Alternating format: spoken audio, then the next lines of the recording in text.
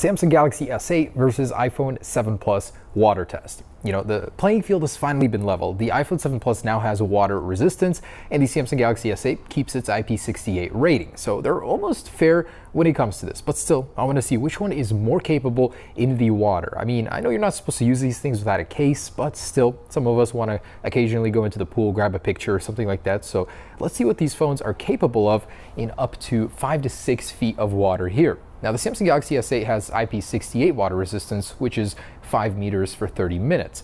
The iPhone has 3 meters for 30 minutes. So even though officially it's not supposed to be in 5 feet of water, we're gonna put it there and see what happens. So got the product red, gray, I believe.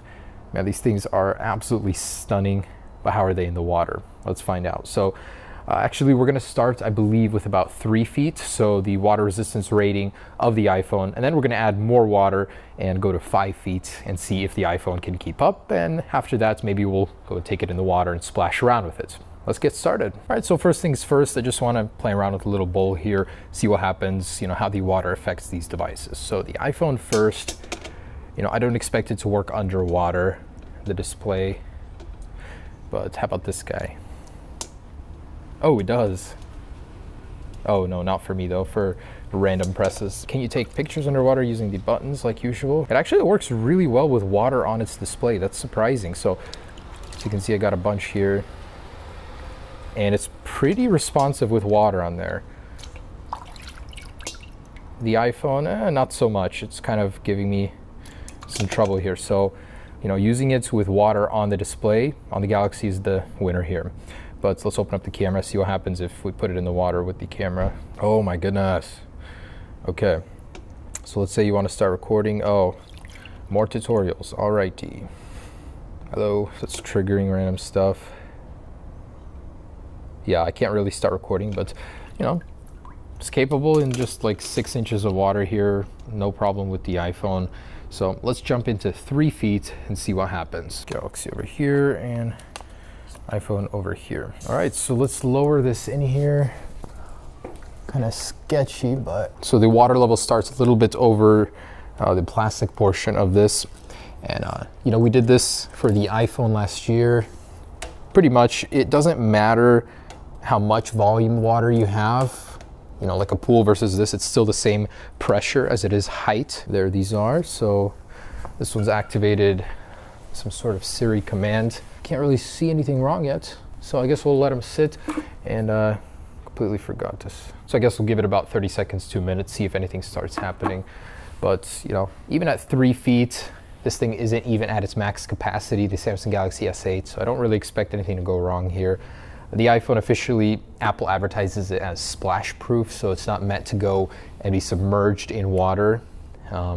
But still, we'll find out. So we just achieved 3 minutes, no change. I can see that usually in water tests, the screen will start freaking out once it's affected. The digitizer goes crazy. You see like water creep, but this time around, really nothing. So, you know, at 3 feet, the iPhone's maximum capacity at 3 minutes, nothing has happened. So at 5 minutes or maybe even 10, we're gonna go ahead and add up to 5 feet of water and see really how far they can go, if it'll still survive. Obviously, I have more hope on the Galaxy as the rating is better.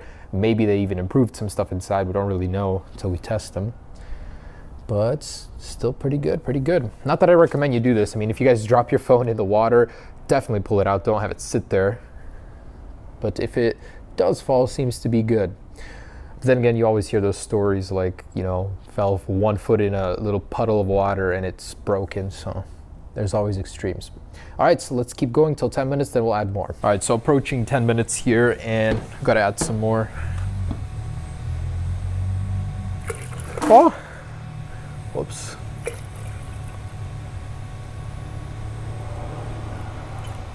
I need to go get some more water. All right, so with about 5 feet of water in there now, we've added more pressure. I don't really see any change in the phones.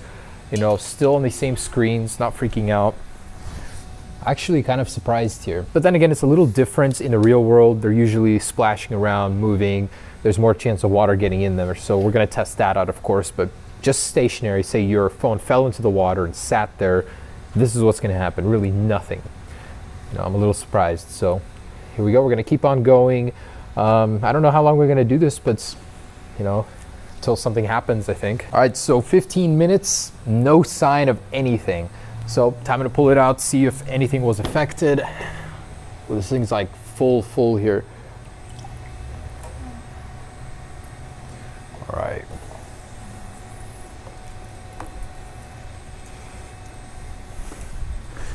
All right, here they are. So I can immediately tell the screen is working on the Galaxy. What? Home button's not working. What in tarnation? Whoa. Not now. Did this thing get water damage? Okay, so display and home button is not responding whatsoever. You can see the... Wait, you can actually see water damage? Correct. I can't see any signs of water damage. Usually you'll see like some creep in there. But this thing is literally brand new, just out of the box, so it hasn't been opened, anything like that. And it was affected by water. What in the world? I'm gonna try and... Oh, it is. Oh my goodness. For the longest time it was alive there, but I'm like, this thing has to be working.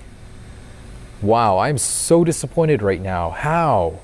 Is the product Red worse at water resistance than usual? So home button won't work. There's actually water coming out of here. I wonder if we can shoot it like before. No, so if I squeeze it, water does come out. What? That's seriously surprising, because usually these are so good at water resistance. So Galaxy on the other hand, so the iPhone, I can't get it to unlock because the home button won't work. Look at that, actually, it's got this really weird pattern going on. Wow, so a little disappointed there. Samsung Galaxy, as if it just came out of the box. No issues, it was totally in its depth, you know, that was its rating, so I'm not too surprised for that one. All right, so I don't think I can get that to work, but I'm gonna try and get as much water out as possible. Oh my goodness, squeezing this, so much water comes out. What the heck? Wow, I'm just baffled. Like, what the heck? It's always been so good for me, except when it comes face to face with the Galaxy S8. Guess it's a little intimidated by that one. So can you swim with your iPhone? I think definitely not. It's not something you should do. If you drop it in water, got to pick it up right away. Man, it is still working though, which is surprising. You know, the thing with water is though, you can't really tell for how long. It might be tonight, it might be tomorrow that it'll just stop working, or some features might stop working. So there's that. Oh, display started working again. Home button just activated on its own. Not by my doing, like the press itself won't work, but display does work. That's kind of interesting. So that still works, but you can see the whole stainage there. All right guys, so there it is. That is the water test between these. iPhone still seems to work. Samsung Galaxy for sure won this round.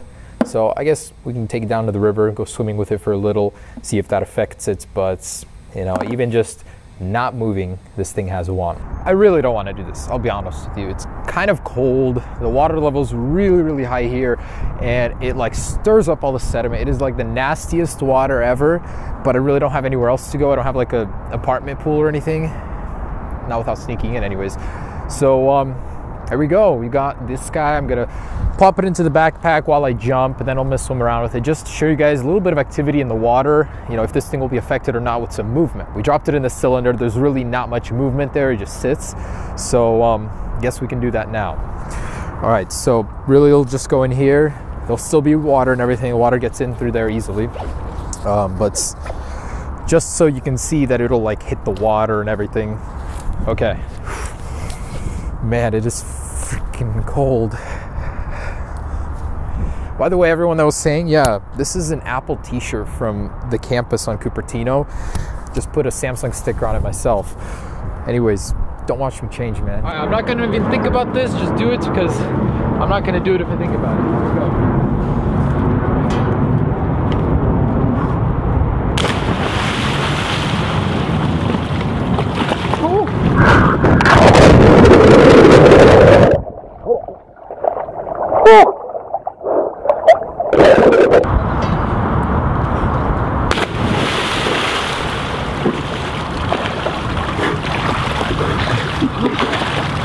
Come on, man, it's not even that cold. Oh, that's freaking cold. Alright, so heck of water in there. All my euros. Cool. Anyways, also in here with all this water, as you guys can see, the Samsung Galaxy S8 still working just fine. So I'm gonna start recording, jump in again, try not to get hypothermia here. Let's put it on 4K here. I hope I don't drop this. This is so thin and okay.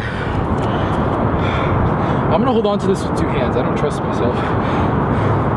Okay, there we go.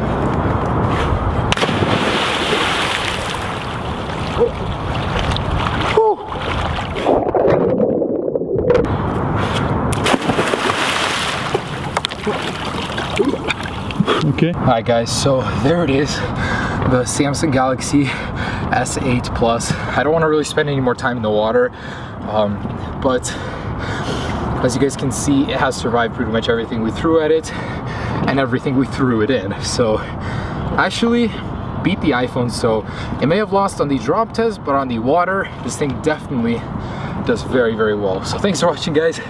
Be sure to check out the other tests. Peace.